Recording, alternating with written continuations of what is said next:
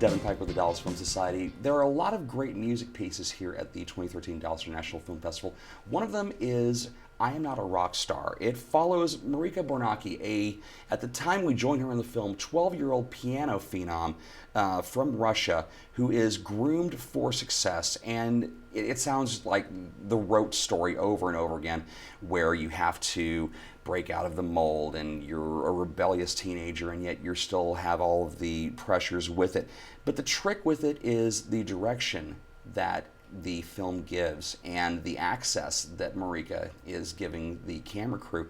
Bobbi Jo Hart joins us. She is the director of the film. And first off, thanks for bringing this film to Texas. It's a gorgeous piece.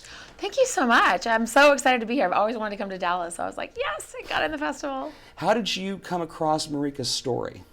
Well, I live in Montreal, and I was reading the newspaper, and there was a story I read in the paper. A 12-year-old girl from Montreal was just selected to attend Juilliard in New York. And she was commuting every weekend to go to Juilliard in this pre-college weekend program, and then flying back to Montreal and going to school. And I just thought, what a fascinating story, this little girl going through this, you know, such an intense kind of lifestyle at such a young age. And my last film was about the Women's Pro Tennis Tour, behind the scenes look. And just like Marika, the pianist, they had dedicated their childhoods to a profession. So after doing the tennis film, they were all adults at the time. I know you have the Venus and Serena film here too. So, and actually Serena was in my last film. And I wanted to follow a child when they were younger in the process of dedicating their childhood to a profession. So when I discovered Marika's story, I contacted the journalists at the newspaper, and they put me in touch with the family, and 2 weeks later I started filming. Did you have any problems getting the family's trust when you're doing a piece like this? I have to give so much credit to the family because they really put so much trust in me. I mean, to do a cinema verite film so intimately, which is my, passion, trust is everything. If you don't have trust, you're not going to have that kind of access and intimacy that you need in a film for people to really connect with the people that you're filming. So they really trusted me very quickly. And it's always a process. There's moments when, camera on, camera off, that you're, trying to respect, especially for a film that's over 8 years of filming. And but they were amazing. It went very well.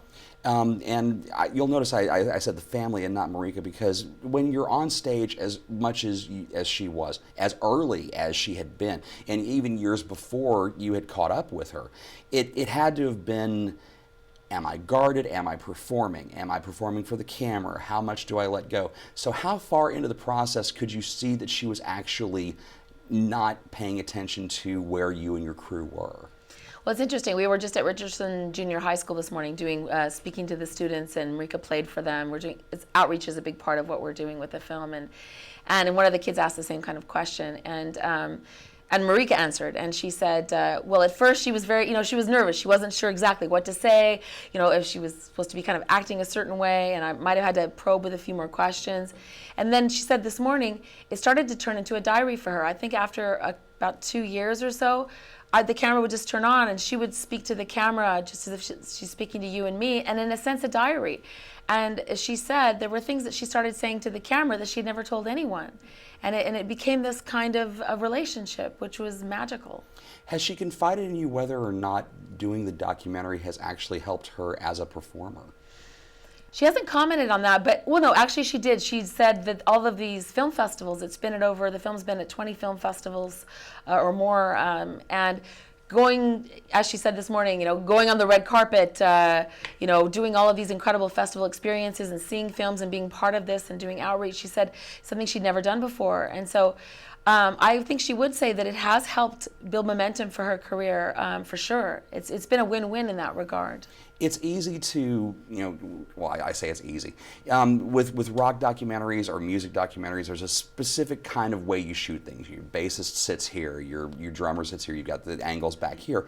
With piano, it's a fixed position, and what I found interesting about the film is that even though there are a limited number of angles you can get where you actually have her playing, or you actually have her face, you have the reaction that she has to her own performance, there was almost a palpable difference in the footage.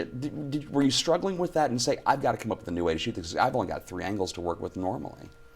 A palpable difference in what way? You Oh, just there was a richness to it. It was I want to say more immersive. There was it was. I'm finding it hard to describe it, but it didn't look like, because I had seen a Van Cliburn documentary about 2 or 3 years ago from his earlier years in performing in Russia. So there was a difference in the way that you shot Marika it was a really distinctive difference, I felt. Well, in this film, I've worked with crews before where I had a camera, sound, assistant director, and in this film, I started doing this on the tennis film. I started shooting myself. So 98% of this film is shot with me handheld camera. Wow. No tripods. I mean, there's some of it that was on tripod, but a large majority of it is me. And just intuitively in those moments when she's playing, I'm just like, oh, I really want to feel like what it's like to be up above her, and I just kind of follow intuitively. Or if I knew the piece and I knew a part was coming up, I'd try to be there for that. And it was just very intuitive. And because we had such an intimate relationship, we didn't have the big setups. I was maximizing natural light wherever I went, and it was easy to adjust and to move. So I think that came out in the result of the end product. Yeah. So basically, they just have to take the thing off the sticks and let it go at that point. Yeah, I mean, I often didn't even travel with a tripod because it was just so much wanting to follow and be movable at any moment. And I kind of liked the flexibility when she was playing. If something were to happen, that I could quickly move, to another angle and capture just the way life was evolving in that moment. There are so many different settings where you capture Marika performing. Was there one that just, even in the middle of it, this is gorgeous, I love shooting here, I love this one specific sequence? Was there one that stands out for you from the film? Gosh, I have to say that every time I shot her, I felt that way. I just really felt whenever I was near her and I could see her hands moving, or to just feel her energy, each time that she was playing, there was a different kind of energy that came out, and I really can't say there was one moment. They were all really magical for me. Oh, when she played Four Hands with her boyfriend, that was amazing. She, that was, I've been following her from 12, and she was 17. It's her first boyfriend. So the whole energy of the film took a different shape, because here's this young girl in love with her first time, her first love, and he's a pianist at Juilliard. And so there they are. They said that they mentioned in passing that they like to play Four Hands occasionally. So I said, oh my gosh, do you mind if you guys just play something? So they were sight reading that day, and just the magic and how he tickles her and just the playfulness of it. I just thought, oh, that just says so much about their joy and their love of music, and breaking down, sort of, if you will, that fourth wall between the audience and the performer, which is not very often in classical music, for sure. In pop and rock, they're always talking to the audience, and so that's something that I hope that the film does. It helps break down that wall between the audience and the performer, especially with, Marika's really passionate about doing that, and so that particular scene really, to me, really emphasized that kind of intimacy. Were you looking forward to any of the, and obviously, being that ingrained with Marika on the shoots and her family, were you looking forward to the times when you get back to her, or every now and then it's like, I've got to go shoot a 2-day thing in the desert, or just something to break off from it? Because you worked on this project, shooting it for 8 years. Well, the reason, I knew I wanted to do a film over a long period of time. So by the time that the film finished, she was an adult and could have some perspective and hopefully maturity to reflect on her journey.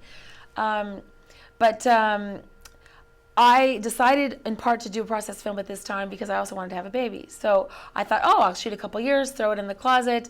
And I did other communications work and working on other films. Just, my husband's a filmmaker and the producer, Hart. And so we would work on other films together as well. And this just was like a little baby that was in the closet. And, just keep adding the tapes, eventually 140 tapes.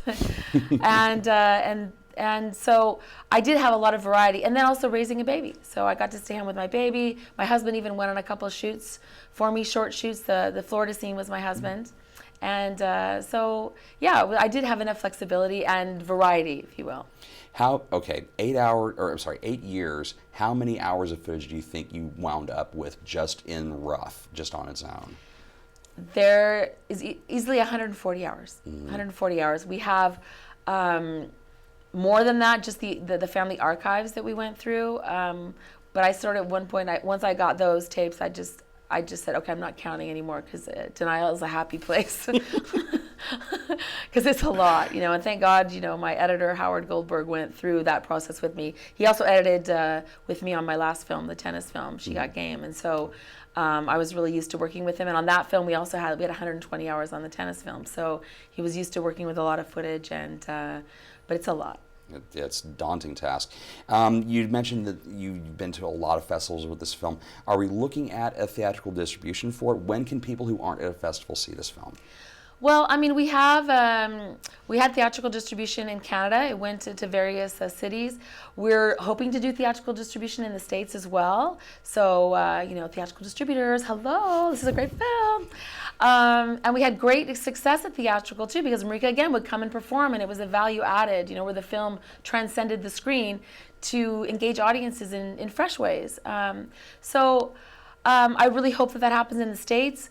I mean, we have networks. It's already we've got TV networks, Documentary Channel, iChannel, and Knowledge Network in Canada.